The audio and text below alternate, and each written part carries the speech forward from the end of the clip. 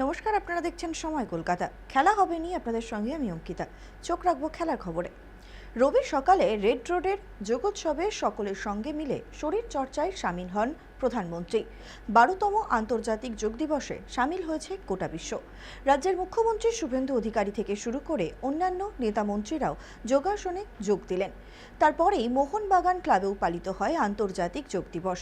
এদিন সচিব সৃঞ্জয় বোস জানান, কলকাতার ময়দানে যোগ দিবস পালনের সেরকম চল নেই, কিন্তু সেটার সূচনা হওয়া প্রয়োজন। এদিন যোগ দিবস উপলক্ষে মোহনবাগান ক্লাবে বহু কচিকাঁচাদের দেখা গেল যোগাসন করতে। এদিন যোগাসনের শিক্ষক ছিলেন সন্দীপ পাল। অন্যদিকে ইস্টবেঙ্গল ক্লাবে যোগ দিবস পালন না হলেও রেড রোডের যোগাসনে লাল হলুদের প্রতিনিধিরা অংশগ্রহণ করেছিলেন।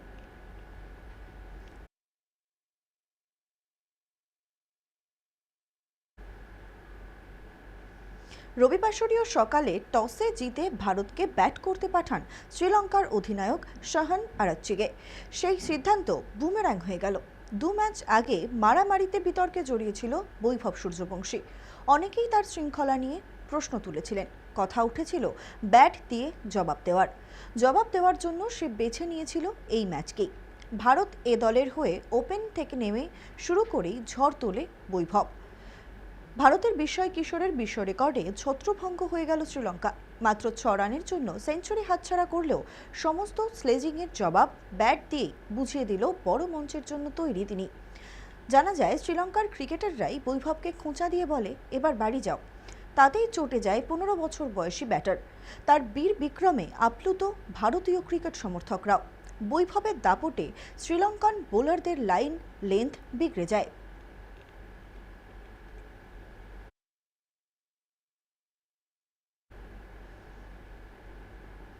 ইংল্যান্ডের বিরুদ্ধে আসন্ন 3 ম্যাচের ওয়ানডে সিরিজের জন্য ভারতীয় দল ঘোষণা করল বিসিসিআই। 15 সদস্যের স্কোয়াডে রয়েছেন রোহিত শর্মা। বিরাট কোহলিকে দলে রাখা হয়েছে, তবে শর্ত সাপেক্ষে। প্রত্যাবর্তন হয়েছে জসপ্রীত বুমরাহর। স্বাভাবিকভাবেই নেতৃত্বে শুভমান গিল সহ অধিনায়ক শ্রেয়াস আইয়ার, তবে বাদ পড়েছেন যশস্বী জয়সওয়াল। উইকেট কিপার হিসেবে থাকছেন কেএল রাহুল এবং ঈশান কিষান। স্পিন আক্রমণের দায়িত্বে থাকবেন কুলদীপ যাদব। পেস আক্রমণে বুমরার সঙ্গে প্রসিদ্ধ কৃষ্ণ, হর্ষিত রানা, অর্শদীপ সিং এবং গুরনার ব্রার। যদিও শর্ত সাপেক্ষে দলে রাখা হয়েছে বিরাট কোহলিকে, অর্থাৎ 3 ম্যাচের ওয়ানডে সিরিজে তার খেলা এখনও নিশ্চিত নয়। এছাড়াও দলে ফিরেছেন অক্ষর প্যাটেলও। আফগানিস্তানের বিপক্ষে আগের ওয়ানডে সিরিজে ছিলেন না তিনি। অন্যদিকে যশস্বী জয়সওয়াল, প্রিন্স যাদব এবং হর্ষ দুবে এই সিরিজের দলে জায়গা পাননি। 14, 16 ও 19 জুলাই রয়েছে 3টি ওয়ানডে। ম্যাচগুলি হবে বার্মিংহাম, এজবাস্টন, কার্ডিফের সোফিয়া গার্ডেন্স এবং ঐতিহাসিক লর্ডসে।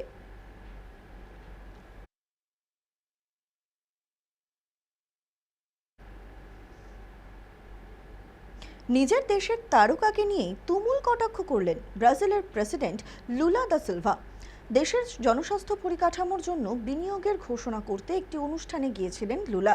সেখানেই আমজনতার সঙ্গে কথা বলেন তিনি। এক কিশোরকে তিনি প্রশ্ন করেন, ব্রাজিলের স্কোয়াডে সবচেয়ে ভালো ফুটবলারকে। উত্তরে নেইমার শুনে হেসে ফেলেন ব্রাজিলের প্রেসিডেন্ট।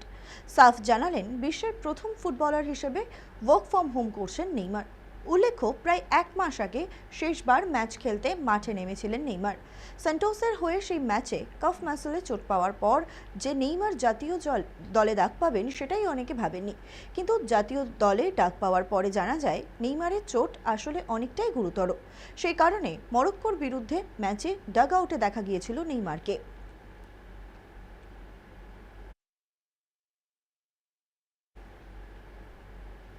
নাম বদলে যাচ্ছে সর্বভারতীয় ফুটবল ফেডারেশনের, অন্তত তেমনই সম্ভাবনা। শনিবার ছিল এআইএফএফ এর ভার্চুয়াল বৈঠক। সেখানে অল ইন্ডিয়া ফুটবল ফেডারেশনের নাম বদলে ফুটবল ফেডারেশন অফ ভারত করার উদ্যোগ নেওয়া হয়েছে। শনিবার নয়াদিল্লিতে এআইএফএফ এর বিশেষ সাধারণ সভায় এই প্রস্তাব অনুমোদিত হয়।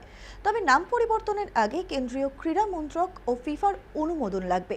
পাশ করাতে হবে কার্যকরী কমিটিতে। বৈঠকে আগামী মরশুমের আগামী 4 সেপ্টেম্বর থেকে আইএসএল শুরু করার সিদ্ধান্তও নেওয়া হয়েছে।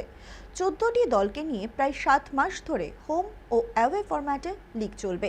তবে লিগের ভবিষ্যৎ কাঠামো নিয়ে এখনও চূড়ান্ত সিদ্ধান্ত হয়নি। আপাতত বিষয়টি ক্লাব, এআইএফএফ এবং ম্যানেজিং কমিটির হাতে ছেড়ে দেওয়া হয়েছে।